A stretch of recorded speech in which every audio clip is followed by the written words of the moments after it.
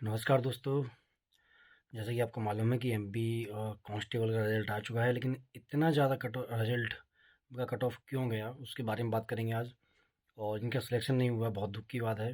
लेकिन फ्यूचर उनका क्या होना चाहिए, प्लानिंग, उसके बारे में बात करेंगे। तो देखिए दोस्तों, जैसे हमारे लगभग मतलब बहुत सारे स्टूडेंटों ने इसमें पार्टिसिपेट फॉर्म डाला था। मुझे पता है आपने भी डाला होगा। और उसमें से 5,000 स्टूडेंट का ही सिलेक्शन होना था। बाकी तो सिलेक्शन होना बहुत मुश्किल था। तो अब जो बाकी स्टूडेंट थे वो, मुझे पता है, इतना डीमोटिवेशन फील कर रहे होंगे, क्योंकि एक उम्मीद होती है। जैसे आपके 72, 73, 75 नंबर हैं, तो आपको उम्मीद तो होगी कि हमारा सिलेक्शन हो जाएगा।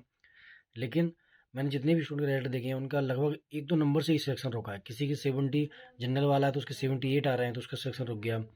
और कोई ओबीसी वाला है तो उसके 73 है, उसका सिलेक्शन रुक गया। तो ये बहुत ही टेंशन वाली घड़ी होती हैं, बहुत दुख वाली घड़ी होती हैं। और मैं ये बखूबी समझ सकता हूँ, बिकॉज एक टीचर होने के नाते हज़ारों स्टूडेंट मेरे से ऐसे कांटेक्ट में रहते हैं कि जिनके एक दो नंबर से सिलेक्शन रुका होता है, और उनकी जो फाइनेंशियल स्थिति है, उनके पैसों की जो स्थिति है, बहुत खराब, अच्छी नहीं होती। क्योंकि हम लोग मीडियम लोअर क्लास में फैमिली से बिलोंग करते हैं।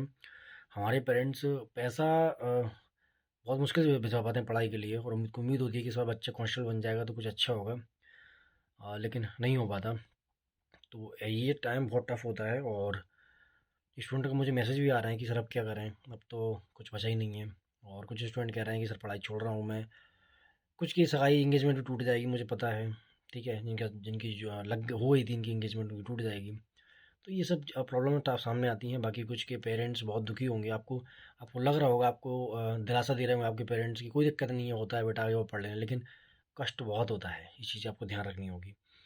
तो अब आपको नेक्स्ट आपकी प्लानिंग क्या होनी चाहिए, और चलिए बात करते हैं टू द पॉइंट पर।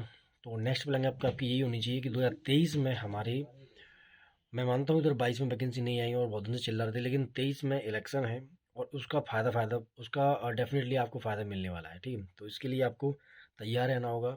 जिसमें दोस्तों आपको एसएससी जीडी की वैकेंसी तो आ ही गई है। ठीक है, उसके बाद में एमपी फॉरेस्ट गार्ड की, एमपी जेल प्रहरी की। ठीक है, अगेन एमपी कांस्टेबल की वैकेंसी आएंगी। क्योंकि दोस्तों इसी चक्कर में रुकी हुई थी अभी कांस्टेबल की नई जो वैकेंसी 2023 वाली, कि कोर्ट में अटका हुआ था रिजल्ट 2022 वाला। तो इसका रिजल्ट आ गया दोस्तों। तो ये जो वैकेंसी 2022 में अभी जो रिजल्ट आया है, ये 22 की नहीं है, 2021 की वैकेंसी थी। 2022 का सूखा दिन साल निकल गया है कांस्टेबल के रिगार्डिंग। तो 2023 में एमपी कांस्टेबल की फिर से वैकेंसी आएंगी। क्योंकि एक पुलिस विभाग एक ऐसा विभाग है जिसमें प्राइवेटाइजेशन नहीं हो सकता। आप समझिए, इसमें आपका आपका जो निजीकरण है वो बहुत मुश्किल है। तो उसमें फिर से वैकेंसी आएंगी। और आप, यदि आपकी तैयारी है, बहुत ज़्यादा कट ऑफ क्यों है इसके बारे में बाद में बात करेंगे। कि आपकी तैयारी अच्छी है तो थोड़ा और कर लीजिए आप, आपका कहीं ना कहीं सिलेक्शन हो जाएगा, इसकी मैं आपको गारंटी देता हूँ। बाकी एसएससी जीडी बहुत अच्छी जगह है। ठीक है, मेरा जीडी में भी हुआ था, तो मैं ज्वाइन करने नहीं गया। बाकी क्योंकि मैंने फॉरेस्ट ज्वाइन कर लिया, तो कोई दिक्कत नहीं। जीडी की आपकी अच्छी है, और उसमें 4 सब्जेक्ट पूछे जाते हैं आपको, हिंदी, इंग्लिश, मैथ, है ना। हिंदी इंग्लिश में दोस्तों में से कोई और एक, मैथ, रीजनिंग और जीके, ये 4 सब्जेक्ट, मतलब हिंदी और इंग्लिश में से एक, और मैथ, रीजनिंग और जीके, ये 4 सब्जेक्ट पूछे जाते हैं। और इस बार 80 नंबर का पेपर होगा, उसके बारे में अलग से वीडियो में बात करूंगा। तो आप उसमें ज्वाइन कर रहे हो, उसमें भी आप अच्छा कर सकते हो, कोई डाउट नहीं है। ठीक है, क्योंकि आपकी तैयारी पहले से भी होगी। और इसके साथ में दोस्तों, कट ऑफ क्यों इसका ज़्यादा गया, क्योंकि बेरोजगारी अत की है, बिल्कुल टॉप पर है, पीक पर है जो बेरोजगारी है वो। तो कट ऑफ स्वाभाविक ज़्यादा जाना ही था। साथ में जो हर साल जो स्टूडेंट निकलते हैं पास आउट होके, और इसके अलावा दोस्तों केवल कांस्टेबल की नहीं बता रहे, और जो विभाग में अगर वैकेंसी आई हुई होती तो स्टूडेंट उसमें जाके ज्वाइन करते। लेकिन क्या है कि वैकेंसी किसी विभाग में नहीं आई है। और जब नहीं आई हैं तो दोस्तों स्वाभाविक है, जो बेरोजगार स्टूडेंट होता है उसको लगता है कि कहीं ना कहीं से कोई एक जॉब मिल जाए, फिर मैं बहुत अच्छे से पढ़ूंगा। तो यही एक मेन रीज़न होता है कि बहुत ज़्यादा स्टूडेंटों ने एकदम से अप्लाई किया। और पीएससी, यहाँ तक कि आप विश्वास मानिए कि बैंक, एसएससी, रेलवे और पीएससी, और यहाँ तक कि दोस्तों रेलवे वाले स्टूडेंटों ने भी उसमें अप्लाई किया था। तो आप ये समझिए कि इतने जो विभाग हैं वो एकदम से जब हमारे कांस्टेबल के लिए अप्लाई करेंगे तो फिर भीड़ तो होती है। लेकिन जब 2023 में बहुत सारी वैकेंसी आएंगी, कुछ रूल्स ऐसे भी आ रहे हैं कि केवल एमपी के फॉर्म डाल पाएंगे, और कुछ रूल्स आएंगे दोस्तों, उसमें आपको फ़ायदा होगा।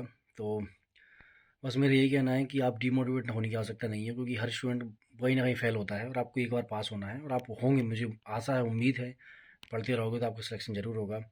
और कट ऑफ जाने का कोई और दूसरा रीज़न है ही नहीं, बस यही रीज़न है कि बहुत भीड़ है और उस भीड़ में आगे निकलना थोड़ा सा टफ हो जाता है यदि आपके पास सर्कमफेरेंस ना हो, यदि आपके पास अच्छी सी व्यवस्था ना हो और आपके पास थोड़ा सा जो साधन है वो उनकी कमी हो, तो एकदम से वो आगे निकलना टफ हो जाता है। तो बस मेरा यही है कि आप थोड़ा सा मन लगा के पढ़ते रहिए, बाकी जो भी है ऊपर वाले के हाथ में है, हमारा कुछ नहीं है। हमने जो मेहनत की उसका फल हमें ईश्वर आगे देगा, ठीक है। तो मस्त रहिए, डिमोटिवेट होने की आवश्यकता नहीं है। एक दो दिन आप रिलैक्स कर लीजिए, माइंड फ्रेश कर लीजिए, उसके बाद में फिर से फॉरेस्ट गार्ड और जो अन्य वैकेंसी आने वाली है उसकी तैयारी में लग जाइए, क्योंकि सिलेबस तो वही है और आपको नौकरी चाहिए और दीदी चाहिए तो फिर से लग जाइए, क्योंकि आपको डिमोटिवेट करने वाले बहुत मिल जाएंगे कि बगल वाले लड़का सेलेक्ट हो गया और तेरा लड़का सेलेक्ट नहीं हुआ, या तू सेलेक्ट नहीं हुआ उसके तेरे दोस्त का सेलेक्ट हो गया। तो ये सब तो चलता रहता है और ये सेकेंडरी बात है। तो मस्त रहिए, खुश रहिए, ख्याल रखिए। गुड डे, टेक केयर, जय हिंद, जय भारत।